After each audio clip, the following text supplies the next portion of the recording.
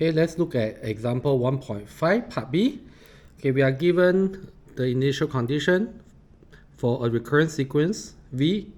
Okay, so the first term is equal to 1 and subsequently the terms are defined recursively.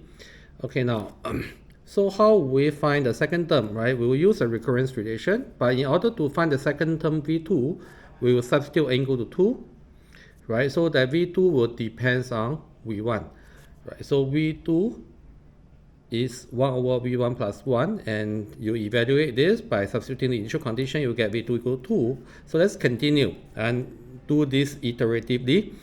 Okay, so for V3 will be 1 over V2 plus 1. And be careful, so the value of V2 here is half. Right.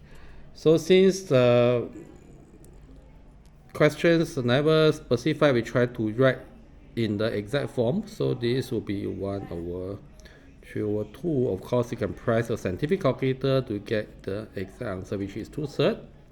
Okay, now moving on. Right, we try to determine the fourth term by using the recurrence relation and the third term V3.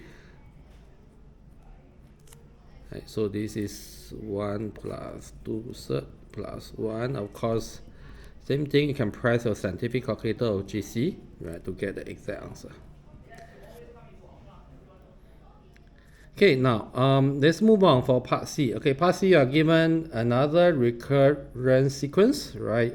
Starting from the first term 0 and recurrence relation. Okay, take note that this an plus 1 depends on the preceding term an, but it also depends on the value of n as a power of 2. Right, so let's start. So we have the value of a1, so the first value we would like to calculate is a2, where n equal to 1. So based on the recurrence relation, a2 will be a1 plus 2 power. Okay, be careful, n here is equal to 1, so the power is 1 minus 1. So a1 is 0, a2 is equal to 1, as 2 to the power 0 is 1. Okay, let's continue. So let's move on to calculate a3 when n equal to 2.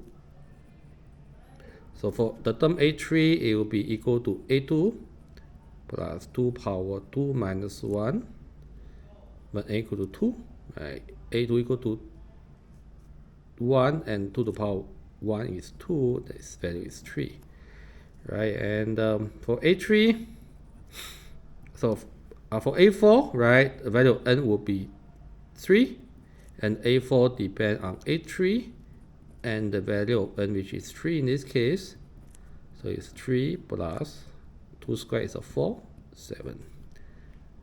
Okay, now take note that we can actually work out the first few terms iteratively using a scientific calculator or use manual calculation. But if you want to proceed to calculate, let's say, the 100th terms, or even to determine the long-term behavior, we will need to make use of a graphing calculator, right? So please read the appendix A5 to find out how do we use a graphing calculator to do so.